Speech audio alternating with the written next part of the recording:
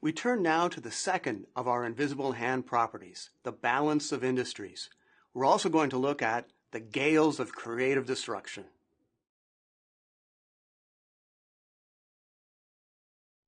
Invisible hand property number 1 says that the production of any given quantity of a good will be allocated across the firms in that industry in a way that minimizes total costs. But the question is, how much should be produced in each industry? So invisible hand property number 1 says if we're going to be producing 200 bushels of wheat, then we can be rest assured that if we have a competitive market, those 200 bushels will be allocated across the different firms in a way that minimizes total industry costs. But should we be producing 200 bushels of wheat or 500 or 1,000?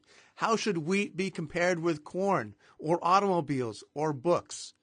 It's the second question about how the production of goods are balanced across industries that invisible hand property number 2 is all about.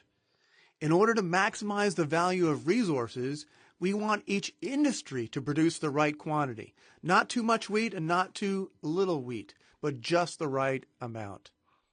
And entry or exit is what ensures that labor and capital move across industries so that production is optimally balanced and the greatest use is made of our limited resources. And here, to show this, we actually don't need to use any more techniques. We just need to sort of reinterpret some of the things which we've already done. Let's take a look. Profit is the signal that allocates capital and labor across industries in just such a way that maximizes total value. So remember, if price is bigger than average cost, that means that profits are above normal. Now, what does above normal profit mean? It means that the output of this industry is worth more than the inputs. The profit signal is saying we want more of this good. This good is worth more than the labor and capital being used to create this good. Therefore, produce more of it. So the profit signals and incentivizes capital and labor to enter this industry. That is, to move from a low-value industry to a high-value industry. Similarly, if price is less than average cost, that means profits are below normal. That means that output in this industry is worth less than the inputs. So the loss signal is saying we want less of this good.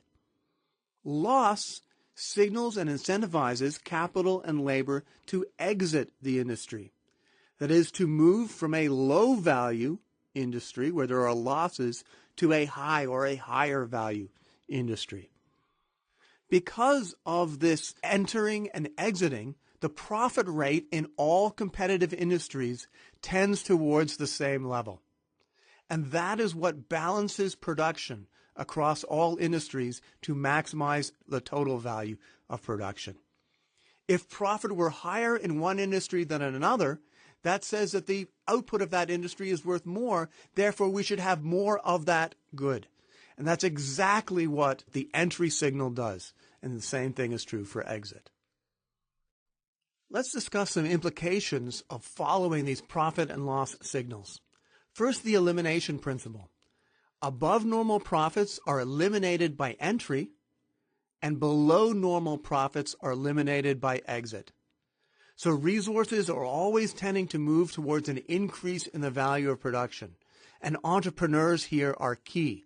It's entrepreneurs who move resources from unprofitable industries towards profitable industries.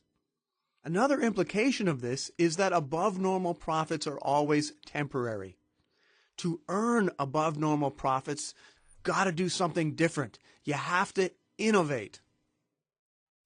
Joseph Schumpeter, the great Austrian economist, was very eloquent on the importance of innovation in a capitalist economy. He said, in the textbooks we say what competition is, it's all about pushing prices down to average cost and creating normal profits. But in capitalist reality, as distinguished from its textbook picture, the kind of competition that counts is competition from the new commodity, the new technology, the new source of supply, the new type of organization.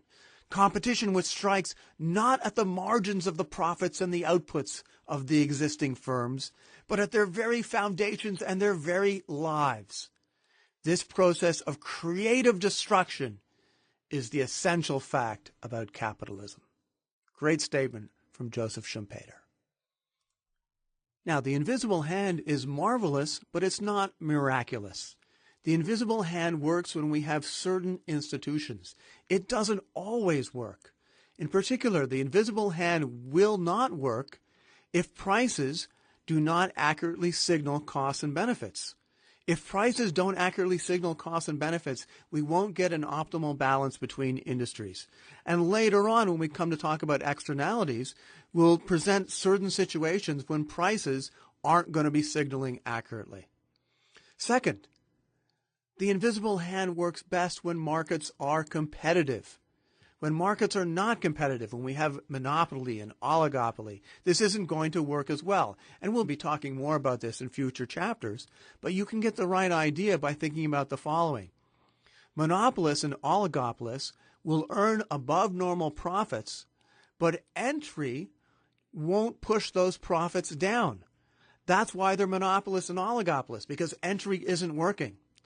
Because those profits aren't pushed down, we'll have too little of that profitable good will be produced. We'll be talking more about this in future chapters. Again, this is just a little bit of a reminder that the invisible hand requires a certain set of institutions in order for it to work. So just to summarize, invisible hand property 1 says that the P equals MC condition results in the minimization of total industry costs. Invisible hand property 2 is that entry and exit result in the best use of our limited resources. The elimination principle says that above normal profits are temporary. And indeed, to earn above normal profits, a firm must innovate. And this is where the importance of creative destruction for a capitalist economy comes from. If you really want to profit a lot, you've got to do something different. You've got to bring something new to the table. You have to bring an innovation. If you want to test yourself, click Practice Questions. Or if you're ready to move on, just click Next Video.